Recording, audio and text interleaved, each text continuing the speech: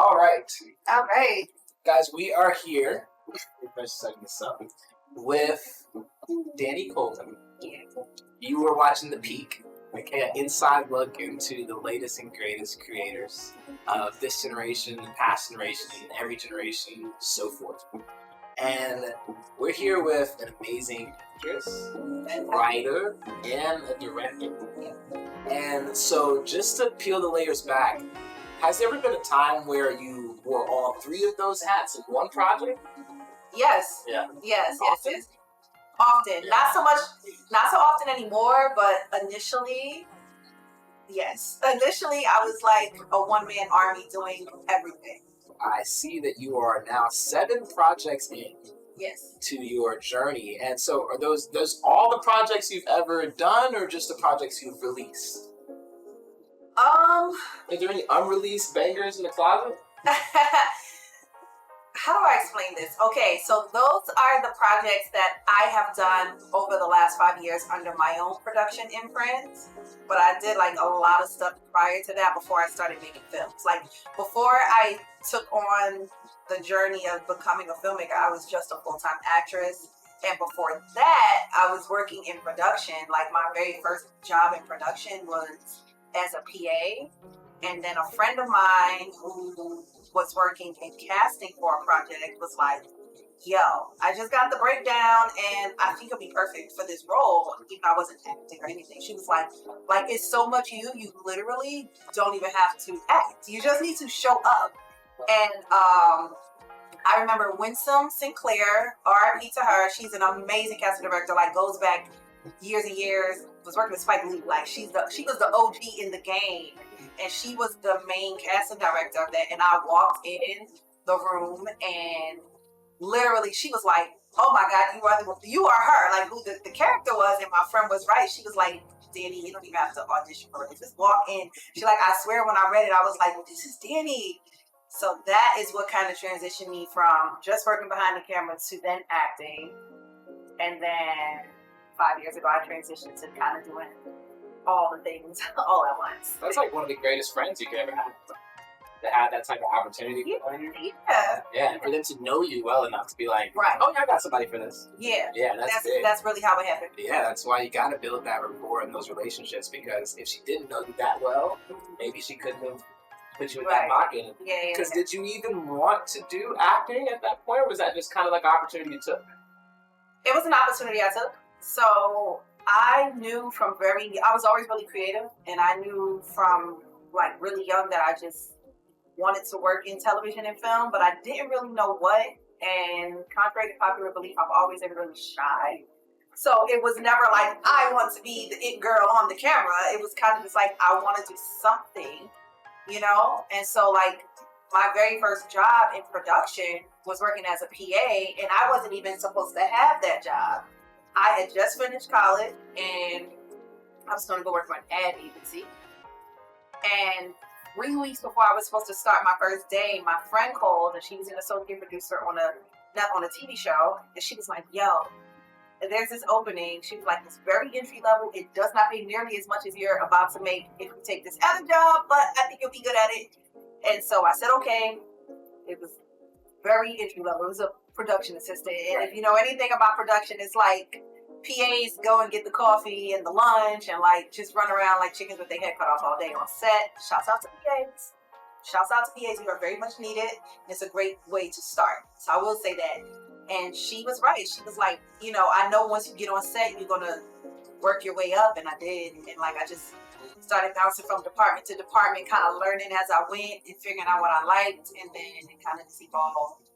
Yeah, you know, we have so much to get into when it comes to your 7 projects you've made so far as an independent filmmaker, with the 4 short films, the 2 web stories, and the feature. Everything from Finding Sunshine to Charlie, They Love It Here, as well as The Other Side Affair, which is from the Mastermind and Muse production company. But before we get into your time now, you talk a lot about how you were kind of doing that PA work in the beginning. And something that I've learned recently is, if you really want to get into those larger companies, you sometimes have to do some free work. to build your resume. A lot of people, they look over that, they're like, oh, I can't build my resume. Where do I start? Go volunteer somewhere. Yeah. And so can you talk about how that free work really opened the door for you? Of course, you already talked about how the opportunities were presented, but what were some of the struggles that you went through when you were doing that free work? Did you ever feel like it wasn't going to work out? I'm a very ambitious person, so I never felt like it wasn't going to work out. But I think one of the biggest things with taking on free work is like in this economy, that's a tough decision. Like, you know what I'm saying? Like, you have to really, even if you don't know like really what you want to do, you have to be willing to put in the time. I think. See, I'm more than 10 years in, right? Not to age myself, but I'm more than 10 years in the game. Like, I've been in the game for a minute now. You feel what I'm saying? So, like, initially I was doing free work, but not much. But if I felt like it was worth it, if I felt like it was an opportunity to get myself in a room, I knew once I got in that room, I could set the table. I knew it. So, even though I didn't already know exactly what I wanted to do, I was willing to take on some free projects if it meant, oh, this will look good on my resume, or this will get me in the room, talk to certain people, and kind of took it from there. And, you know, I feel like that's honestly what the peak is all about, is giving people inspiration to reach those higher levels, you know. Just like climbing a mountain, it's going to be tough in the beginning, in the middle, and sometimes it's even tough at the end. You know, so you really have to have that faith, that perseverance, and you have to make sure that when you're doing that free work, you're adding it to your resume. Don't just do the free work and don't capture the content and let it go. You need to take advantage of all that work that you're doing, so that when you get to those bigger tables, you have something to show them. Because, like she said, you can already set the table. A lot of you guys are already very, very talented at what you do. You might not be talented at this thing, but you're really good at this thing. So you need to dive into that. Go do some free work for that. Add it to your resume. Maybe one day you will have 7 projects under your belt, 10 years in the game. And so when it comes to the other side of FAIR, which is one of your newest, if not the newest, Yep. and it's one of the most incredible. Oh, thank you. And so this was actually nominated for a award for outstanding directing, Yep. and outstanding writing. You wrote it too, and Yeah. outstanding writing, Yep. at the Michaud Film Festival. Hopefully, I'm saying is Yes, it's you for are. Oscar Michaud. Yes. Right, I had to look that up on YouTube Yep. last night. Yep. How to pronounce it. Good research. Yep. Yeah, that's actually amazing. Yeah. And so ready to world premiere. a world premiere. Yeah. And so does that mean like you already had it set up to be shown in other places? Yeah, so it's going to world premiere at the Oscar Michaud Film Festival. And then after that, we'll be moving into options for people to see it elsewhere. I haven't decided yet, but I'll probably do an actual in-person premiere here in Atlanta. Of course, you're invited. Oh my God, I've never been to like a movie premiere, but they're always so cool. And I would love to experience that and to get into that lane, because wow, to be next to someone who's done it all themselves is big. You know, it feels big. So I know you feel big when you're standing in that chair. I feel small and scared actually, but you know, I put on a good front. Definitely. I mean, 7 projects in the game. Do you ever feel like that'll go away? That feeling of being a little bit more timid, or is that just you? I think that's just me. Like, I'm not, it's so weird. Like, I'm really good at, if I have to get in front of a room for the people, I can shine. I can play it off. I can like play it off so well. Like, yeah, she top dog. But in my mind, I'll be like, oh my God, why is there so many people staring at me? So like, I'm not sure if it will ever go away, but I've definitely been mentally preparing myself, especially with The Other Side of FAIR being my biggest project so far. It's my first full feature film, and it's world premiering in front of thousands of people at one time. Right, so it's going to have a simultaneous world premiere, like online as well as in person. And this festival brings in about 5,000 people every year. So at any given time throughout the week, you know, people will be aware that my movie is playing and what it's about. And then I have to do like this big Q&A thing and interviews. So I've been like mentally preparing. Yeah, for no. what that's like. Hopefully this is like a starting ground, a training ground You know, for you. good You know, practice. like, It's good practice because I can't see the people. For real, 100%. And I be one with your project. You can't make a great project and then be a fucked up person. Right. It's not gonna. Yeah. It's not gonna work out, because when they love your project, they're gonna come look at you. Yep. And if they don't love you, they're not gonna go back and look at your project. Right. You know, it's super important for you guys to stay on the right side of anything that you're doing. Make sure that everything that you do outside of your project aligns with your project as far as the quality, as well as the, you know, just the honor that you hold your work up to. You got to hold yourself up to that same, because once you get to a certain level, your work's going to be a reflection of you. Right. You know, and they're going to look at you. And so, you know, clean the closet before you do the other side of fair type work, okay? Before you get your golden moment, make sure that your closet is clean. Because when I've watched a couple of your short films and features, I feel like that's exactly what I got from it. Yeah. It's like real struggles. These are things that are highly relatable. They're not like science fiction or anything like that. And so, do you not so much enjoy science fiction? What do you watch more on your own? Do you watch more reality, or do you watch more fiction? You know, on my own, I am into thrillers, action, like comedy. I'm into all genres, honestly. I've always been into movies and just watching movies and shows and stuff, even before I started filmmaking. It was a thing for me. I'm not too big on sci-fi. Just because, I don't know, I just never got into it, you know? But it's not that I'm against it. I mean, I like the Avatar. I don't know if that counts as sci-fi. Which Avatar? Not Airbender, like one with the big jump. One with the big. Oh, God, to ask. That's all I was like. The one with They're the both so good. Yeah, I have the files. I caught it. Oh, man. I'm not that out Oh, of they're it. both so good, though. But Yeah, don't talk about the one with the big blue people. Yeah, That's how I was like. Did you see the newest one? I haven't. Oh, my God. You know, the thing is, as a creator in general, I don't believe in forcing an idea. So I have a very like unorthodox way of like creating, and I kind of I take my time and I let it come to me.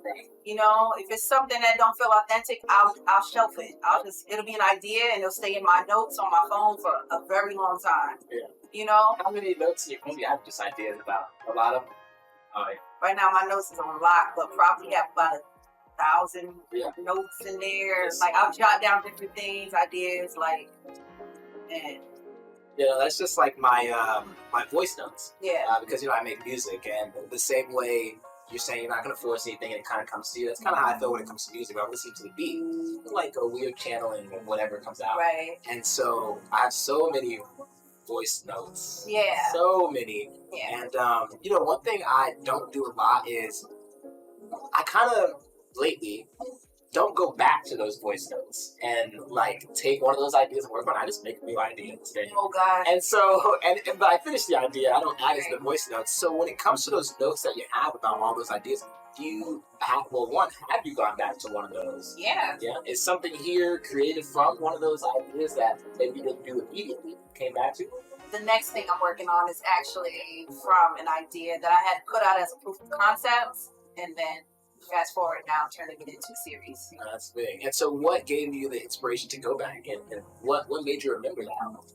Time, you know, because a lot of what I write and a lot of what I direct is based on like real life experiences, things that are, you know, common or very relatable to Black and brown women in their 20s and 30s, you know, women just living life. So because of that, you know, sometimes it's a timing thing. Like, oh, I did this 5 years ago. I thought of this 5 years ago, but like it's still so relevant right now. Right.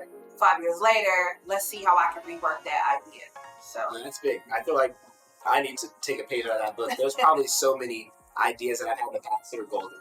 Probably so many ideas that you've had in the past that are absolutely amazing. Yeah, I think, you know, you think about it, sometimes you gotta step away from something and go back to it. I'm sure you know that as a musician. And sometimes when you look at it with a new set of eyes, it erupts new ideas. Yeah. So it's like, oh, well, I can, you know, do it this way, that way, or remix this idea, or maybe it'll make sense this way, and that's kind of how I go. Bigger than Tubi? No, nothing's bigger than Tubi. Not Now, have you heard? I've heard Tubi. Like, crazy enough, and I know this is like side note, but like, Tubi is now worth $900 million. What? They had a $900 million valuation, and they bought it in 2020 for like $400 million. So it's already doubled in value, but they're also going through like a huge rebranding and like making all these partnership deals. They just made a partnership deal with Issa Rae for new filmmakers to like get mentorship throughout their processing of making the film and all these things. But like, yeah, that's how I don't think it's bigger than Tubi. I think right now Tubi is kind of up there. It's crazy though, because like it made a name for itself for not so great content, and now that they have the viewership, they're flipping it and they're like being more strategic with the content they put on and license out and buy and everything. So like if you go on there and look up my name, I'm sure it'll probably pop up something. I don't watch my work. Right. Like once I do it, I don't watch it. Wow. So like, do you ever watch the final product of the work? Sometimes I don't know. It's weird. I don't like seeing myself on camera, but so it's like all the movies and projects I've been a part of. Once they're done, I don't think about it. Yeah. Like it's done. Like I'll talk about that in a minute. Like why I have that idea, but like it's done. So you know, if you go on any of those networks on Amazon Prime, on Tubi, or in general, and you Google or type search in Danny Coleman, it'll pop up everything I've been in. But have I seen it? Have I watched it? I was there. I need to see it. I was like, that's weird to watch myself. And so do you feel like that when you're editing and writing and directing your own films as well? You're like, oh God, I have to do this all myself. Well, thank God I don't edit. Yeah. Shouts out to the editors. Listen, I tried to learn how to edit, and I practiced by creating the trailer for my movie. Never again, y'all.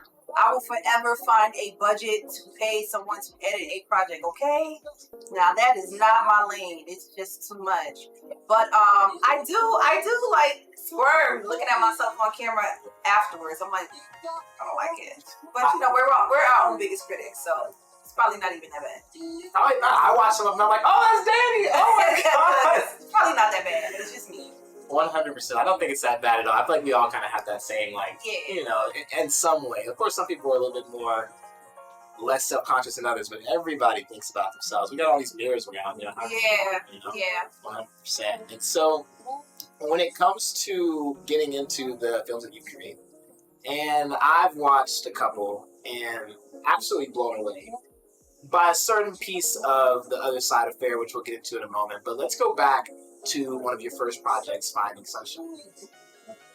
This was a short 5-minute film. Yeah. And of course, when I looked at it, I'm like, okay, 5 minutes, let's see. And within the first couple of seconds, I'm locked in. Mm-hmm. And that's because you're on the ground and then this guy walks over you while you're having this dialogue with yourself about kind of people ignoring and then walking over you and not paying attention. I feel like that was super powerful, super quick, like right off the bat. Showed me that like, oh, this person has control over what you're seeing, what you're feeling, what you're hearing, all that type of stuff. And so that decision to lay on the floor and have the person walk over you, is that just something that just came about, or was that hard to think of? Was that difficult to conceptualize? That movie is based on a true story. Oh yeah. Yeah, that movie is based on a true story. Symbolism is really big with me and my projects. Like I like for a viewer to have to go back and maybe watch it a couple times to catch all the things, right? And like at the very beginning of Finding Sunshine, it starts out of focus, upside down, and she's on the ground. Did you notice that? Like it's all flipped. Go back and watch. You'll see like she's on the ground, but it's totally out of focus. And when it finally gets in focus, it's like, you know, this person is stepping over or like feeling ignored. But Finding Sunshine came from a contest. I was scrolling through Instagram. This was literally the moment I was like, oh, I can make movies. Prior to that Instagram post, I was not thinking about making movies. I had just got dropped from my agency as a talent while I was at a callback for a network television show.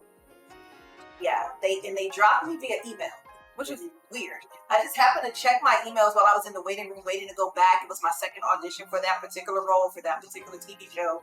And I happened to see my email and it was like, oh, we've decided to go in a different direction. We're no longer going to represent you, blah, blah, blah. Okay. So when I got out of the audition, I responded back and I said, okay, thank you for your time, and just kind of washed my hands of it and was like, okay, so what do I want to do next? At this point, I had been signed with that agency for like 5 years, but I also built relationships with like other, agents and stuff throughout the industry. So I was like, do I want to jump straight in and, go get another agent like tomorrow? Or do I want to sit and just see what comes? And I sat. I didn't want to rush into anything. And like literally 7 days later, I was scrolling through Instagram and it caught my eye and I stopped and I scrolled back. And I'm like, what is this? And it was a short film competition here in Atlanta. By who, if you know? It was a company called Screening Room ATL at the time. Screening Room ATL? Yeah, and they posted it and it was like a competition and it was a very set guideline. It was like it couldn't be more than 5 minutes. It was a certain line you had to say. It was like a certain shot you had to get. So that early shot of upside down on the floor, that shot had to be in there, but I just did it my own way. Like all they said was there must be an upside down shot, you know? Right. So upside down shot, I took it and I was like, okay, how can we do this? Like I didn't know anything about filmmaking. I just knew I had a story. When I read the guidelines, I was like, wow, I have a story that could fit this. And I called my filmmaker friend who had literally just graduated a few months earlier from film school. And I was like, I got this idea. He was like, all right, let's do it.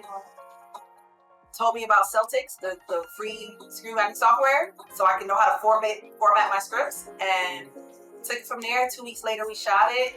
Quickly got it edited. And then like a month later, 3 weeks later, it was in the competition. And it won overall out of like, I think it was maybe like 16 other shorts. Yeah. It got best overall unanimous decision 10-10-10 across the board. Yeah. No, it was amazing. When I watched it, I feel like it deserved that. Oh, thank you. For starters. And that's kind of how it always is. Yeah. You know, you're just scrolling, chilling, and it just comes by you. You know, you're just relaxing, doing your thing, maybe down. Yeah. And it just comes to you a wave of progression. And so that really kickstarted everything. It did. From the bottom to the top. I think me winning, because I always tell people, when I made Finding Sunshine, I didn't know what the hell I was doing. As much as you're like, it was good, I think what made it good was it was coming from a real place. Yeah. You know, I had went through that in a previous relationship. It was kind of like a combination of a few different relationships I had went through, but I went through that. Yeah. All of that, the depression, the reinventing myself, discovering who I was outside of the relationship I was in that had went bad, feeling overlooked, and literally being stepped over. It's good for film. Yeah. Such.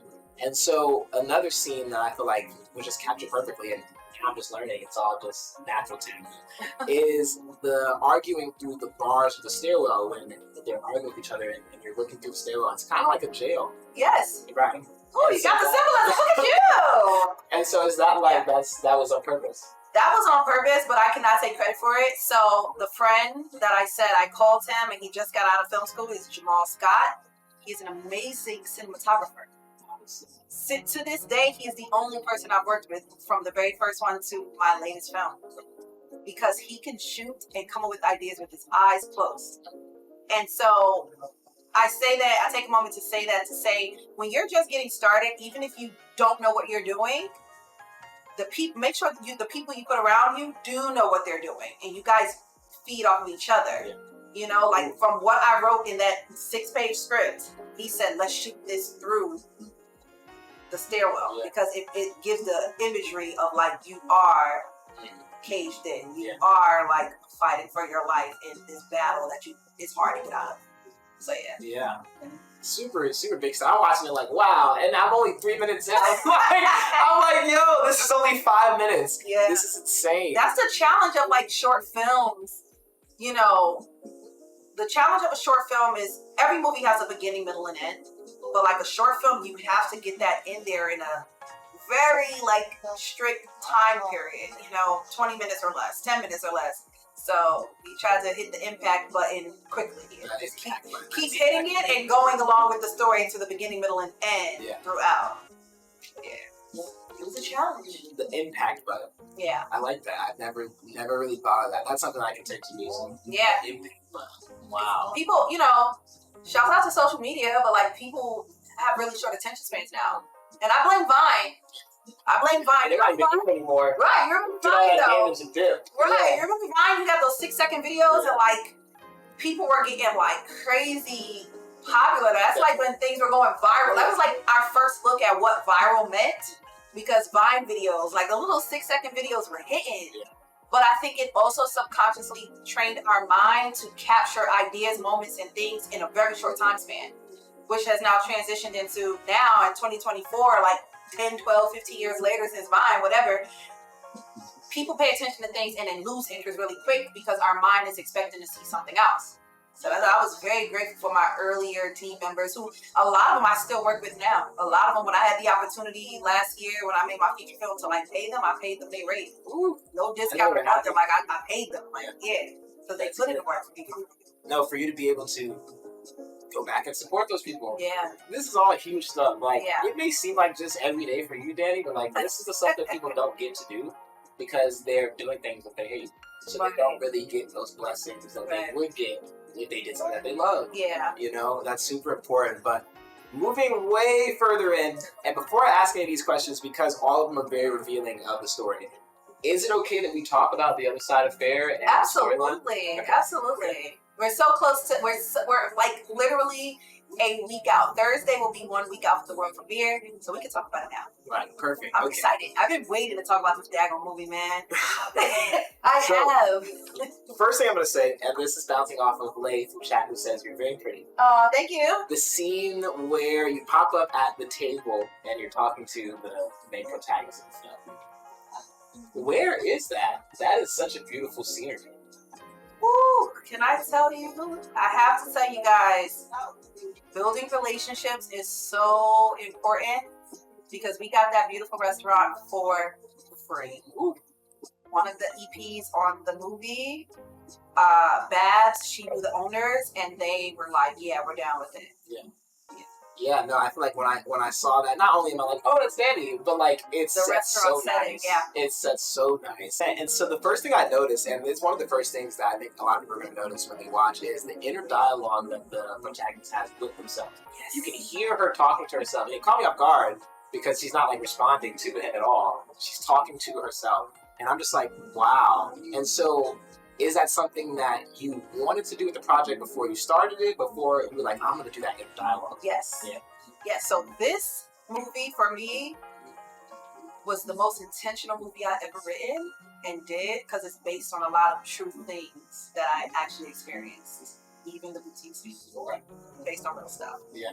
And so I wanted to show that how Black women really have to operate in this big, great world. Like, we can be the most brightest, beautiful, confident person, but in certain spaces, we often have to shrink ourselves, and we can't say what we really think because we're instantly labeled as angry Black girl or a problem. And so I wanted to show, like, how she's beautiful and confident, but we hear her inner Black girl thoughts and how she actually speaks. You know, when she speaks, she thinks about what she's saying. Like, you hear her real thoughts, but what she's giving out is something small, minute, politically correct. You know? I wanted to show that. Yeah, so that's something that really kind of opened up the floor for me because now I'm learning so much about this character in such a shorter time. Instead of having to kind of watch her go through it and learn and kind of, okay, assume this is how she felt. We literally get to hear how she felt about the situation. That's gigantic to me when it comes to like character development. Yeah. And so, yeah, I feel like that was a amazing choice. And I feel like this whole thing was right on brand with the whole like real authentic struggle. Yeah. This was directly on brand. I'm like, oh, this is the Danny Cole. Like, yes. Oh, I'm so honored that you say that because that is literally. Okay, so this movie is part of my 5-year plan. When I started making movies in 2019, I had a very strong 5-year plan. I didn't know how many projects I wanted to do, but I knew I wanted to develop my portfolio in a way that would showcase who I am as a writer and director, where you're like, yeah, Danny did that. Yeah. That's Danny's vibe right there. Yeah. Right. And so when I'm watching the film, I start to... When you talk about her inner dialogue and how she kind of keeps it cool on the outside, even though she's kind of not unraveling, but she's kind of battling with these stressors, these external stressors that kind of make her feel different internally. Yeah. And so there comes a time when she's talking to the antagonist, sure, but they're kind of both protagonists. Yeah, they are. And so she's talking to the antagonist inside of the break room. This is right before the antagonist grabs her cup and walks away. She lets it out. She's like, okay, we have to put this to a stop. And so I want you to touch on the dynamic of being expressive And did you purposely that moment? It's a highlight moment for me. Was it a highlight moment for you when you were writing? Yeah, it was the turning point because you know what happens next. Right. So like it was the turning point. Like, you know what? If only you could really see what's going on. Like it would probably change your mind. And like when I was writing this movie, I wanted to put the sugar in the medicine. You know, like I think it's very easy to touch on topics of racism when it's very blatant and we see the guns in the beginning.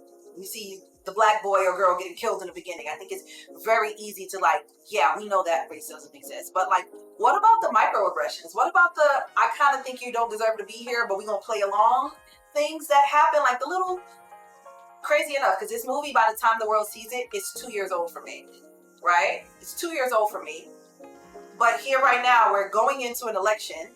We're about a month, less than a month out from election. And it is a black woman versus a white man, but she's constantly being questioned if she can do her job. She's constantly being questioned the validity of her point. She's constantly having to be like, hold up, wait, let me check this. So, it was very intentional, but at the time I wrote it, I didn't even know Kamala was going to be like running. Like, we didn't know that. It was just crazy. The scene that just blew me away, actually, it was a two-part blow away for me. Because I'm watching it, of course, from a directing standpoint as well. Trying to get into your mindset. And, oh my God, they lay in the bed and the screen splits. And I'm like, this is beautiful. This is masterful. Like, after seeing them kind of butt heads for a while, you see them both, like, fucked up. You see them both, like, oh man, like, what have I really... It's kind of like they know. It's kind of like they know. You start hearing their inner dialogue of like the replay of like what happened that day. But symbolically, I also wanted to show that we're not really all that different. Right. We have different experiences, but we're all, symbolically and subconsciously tethered to each other. Right. So in that moment, you see the split screen. It's like they're both laying in their individual beds, but thinking these thoughts and replaying these moments. It's not a one-sided, situation. And then, after I'm blown away by the optics, it's set up so good. It's like fireworks, and then the fireworks smoke clears, and it's so amazing to see that the antagonist and the protagonist have swapped bodies. Yes. And this is something that we've seen a lot in the past films. Like when I'm growing up, I see parents swap stuff like that. Yeah, Freaky Friday is like, I always like the Freaky Friday theme because that's like to me, it's like a subgenre because it has been done so many times, so many creative ways. We've seen men switch bodies with women. We've seen older people switch bodies with younger people. We've seen people's age switch back into time. I've never seen a black woman and a white woman who are so similar yet very different for very obvious reasons switch bodies. A little sci-fi. Just sci-fi. That's why I was like, oh my God. In the future, Man, I do have a great movie idea I got to tell you about. Camera. I think that might be my kind of entry point into sci-fi, and I think you're gonna really love it when I tell you about it. Yeah, no, I think you can do that Matrix scene very well. You can do that setup to boom, to wow, to plot twist. Like that's something that I know you're really into the real and the authentic, but being able to lace it with that fire. Yeah. And it blew me away because I'm already watching the film so like invested. I'm like, oh my God. I'm not limiting myself. I'm not limiting myself to the genres, but I think I will always have an underlying thread of reality in it, similar to like Jordan Peele. I'm a huge Jordan Peele fan, ironically, even though like I'm not like a sci-fi weird mind trick person. I'm a huge fan of Jordan Peele, and I like that even as far-fetched as his movies are, they have an underlying thread of trueness, reality. Like, no, this is still real, even though it's being presented in this, unorthodox way. Have you seen The Platform? Yes! Oh my God! I talk about that movie all the time and how crazy it was on like the social scale of like that's exactly the higher ups versus the lower downs and like how they interact. Yeah. Oh man. Just watch The Platform 2 as well. Oh, I didn't see the second one. Ooh. Because I literally in my mind, I was like, what is there a second one for? Oh. I was like, why is there a second one? Back to the amazing films, The Other Side Affair, and we've gotten to what we would say is the climax. But further than that, and oh man, it's kind of a three-part. It just keeps going away further and further as I'm watching it. Elevating. Yeah, no, the hype literally kept going. I'm watching her in the kitchen. Why does this lady have the perfect black husband or lover? Hey, what did Kanye say? And when he get on, he take that ass to her. That's perfect. You know, I mean, like, so it was a 3-part, and that's so good that you actually picked up on that. I wanted to show day-to-day life in a black woman's world in corporate, like in the workplace, in her personal life, as well as in just day-to-day living, how it works in relationships. Like, I wanted to touch on those like big things, like in her work life, in her personal life, just walking through the earth, how these things happen. Like, yes, black women love black men, but do black men love us? And I wanted to kind of explore that on the personal side. Like, wow. I think it's very powerful how she starts to, it kind of feels like one of the first times she's ever felt that when they hug, and she's like, yo, what the fuck? Like, this is crazy. Oh, Shorty got it easy. Like, she didn't gotta do nothing but be mediocre, you know? And I wanted to touch on that because it's always conversations about black love and men versus women and like blah blah blah, you know, who's supposed to do what in a relationship. And I'm like, I feel like we are so unseen and so unheard when we say we just want the black man to love us the way we love them, without us having to first go through the fire hoops. Like, oh, I'm marrying you after 10 years because we've been together so long. Like, bruh, so 8 years ago, 6 years ago, 4 years ago, 9 years ago, like, you know, why did it take so long? You know, like, I feel like because we come from a people of oppression, like we come from being oppressed generationally, you know, I feel like we always kind of have to settle for the best we can get that's left over. Right. And I wanted to show that in that situation, like, oh no, he's beautiful, he's perfect, he's successful. And she had no. Yeah, that's what really hit me. I'm like, yeah, she's struggling. Like, wow. Yeah, and that's very common. You know, it might hit me crazy because I'm seeing it in a film, but that's it's common. It's common. It's very common. And I wanted to show like this is how we feel in relationships, because I feel like oftentimes as black women, when we say how we feel, it either gets ignored or we are shamed and blamed. You know? But it's never like, oh, I hear you, I see you, I feel you, I get it. You know, so this whole movie, I just wanted to show different areas of microaggression, not to make the black woman the victim, but to kind of give a highly magnified dose of like, look, y'all, this is what it is. This is what we go through in the workplace. This is how we feel in relationships when we feel overlooked for the others. And it's fine, love who you love, right? Choose who you choose, love who you love, but don't degrade us in the process. Don't make us seem like the worst of the things of the barrel in the process of loving who you love. Like, love who you love, but don't make it seem like we're just not worthy. Yeah. But we get that all the time. And then, like, symbolically with black people overall, you know, when we walk out of our house every day, we hope we make it back alive. 100%. But, you know, and it's like, we hope we make it back alive, but we're not planning to die that day. But the reality is it could happen because we still see this. Sonia Massey, Rayshard Brooks, who got killed at the Wendy's over in Atlanta. Like, we see this. We see it so often that it's almost normalized, and we become desensitized to the fact that we could just be living our life and things can happen and change. But that whole scene happened, but in a car. Right. And I think it was a powerful scene. Yeah. Yeah, and you can tell, like, it was hard to shoot. It was a long scene. Yeah, it was hard to shoot. It was our longest scene of the entire project. We have been shooting for like 5 days, and it was and that was the longest scene. It took us about 4.5 hours to shoot it, just because of all the dynamics, the intensity of it. Yeah. The tears were real from both myself as well as Aaliyah Raquel, who plays Janae, the main character.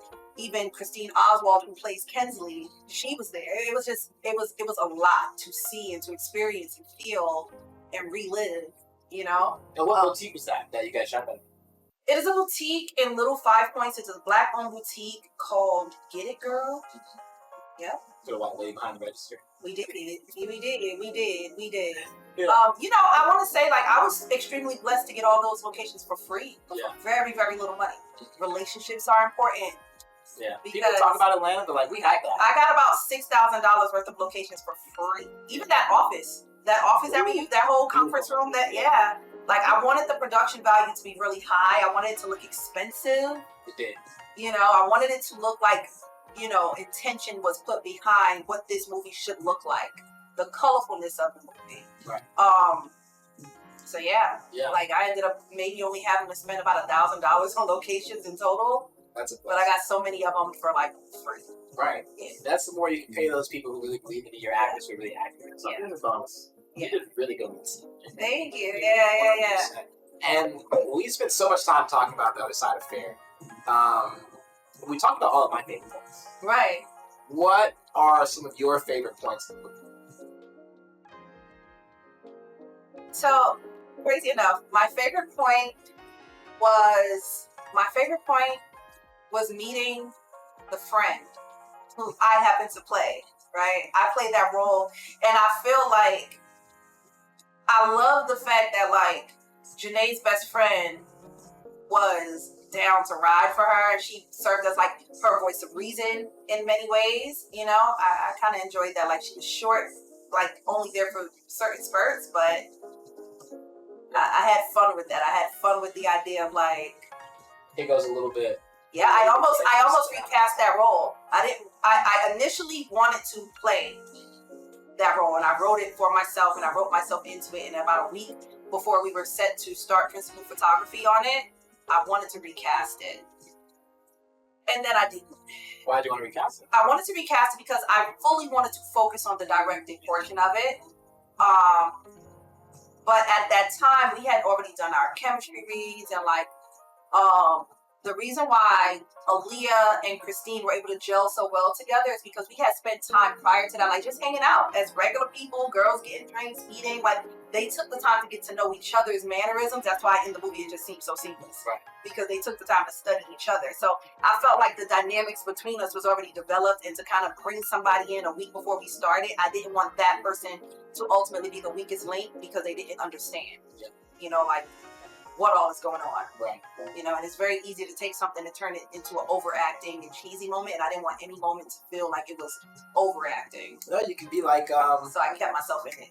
Like that guy from Marvel, pretty sure it's Spike Lee, who's like in all his own films. Yeah, I've been in almost all of my own films except for, none of them. I've been in all of them, but I've gradually gotten into being in less and less of it, like, rather than me being like the main character and the director. No. So you're just gonna be an extra on the street. So now it's like I'll pop in and maybe take a small but very pivotal role, but I don't want to be the person that's jumping in front of the camera and behind the camera all the time. It's a lot. Yeah, for sure. And so that's it about the films. I want to get more into like your process. I know we talked a little bit about it. Just a couple questions here. Yeah. But those films, wow.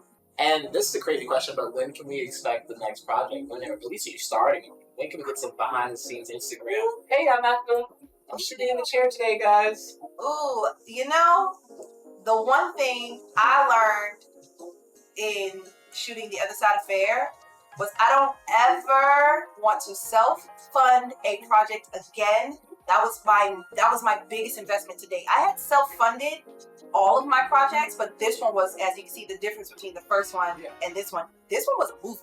This was a lot. There was a lot of paperwork and insurance and SAG and all these things. And we were shooting it right before the strikes started. So we were shooting it during the writer's strike, and we finished 2 days before the actor strike.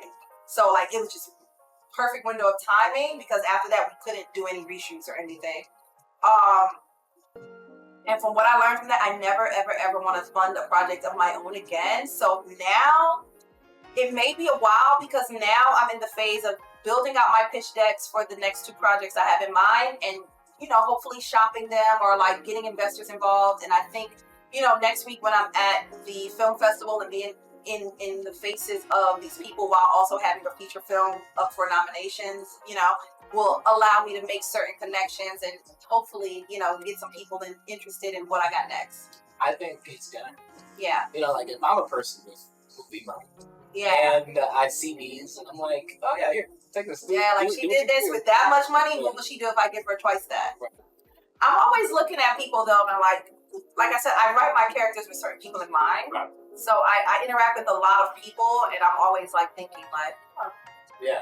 To me, everyone is under character development in my mind. I'm always like looking at people, how they speak, how they move, and I'm kind of making mental notes of like, oh, my character would do that. Like, oh, okay, he would move like that, something like that. So everybody I meet is like a potential muse, whether they know it or not. Yeah, I never thought about that. Find the muse. Yeah, that's why I named my production it. No. Yeah, Mastermind Muse Productions is my company, and it came about from me being like the mastermind behind the ideas, but also I put myself in the projects, whether it's symbolically, like emotionally, mentally, I put myself in the project, or physically, I put myself in the project. The projects come from my brain, but it's coming from a real place. Right.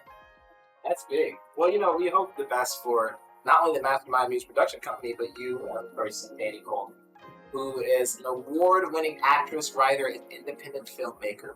7 films total. It was 4 short films, 2 web stories, and a feature. Yeah. And the newest one, if you guys were just not tuning in, was nominated for Outstanding Directing and Outstanding Writing at the Michaud Film Festival. When is that film festival? It is October 21st to 27th in Los Angeles. And it's going to be online, like, it's going to be online? Yeah. Can you post a link for us so we maybe watch it? Yeah.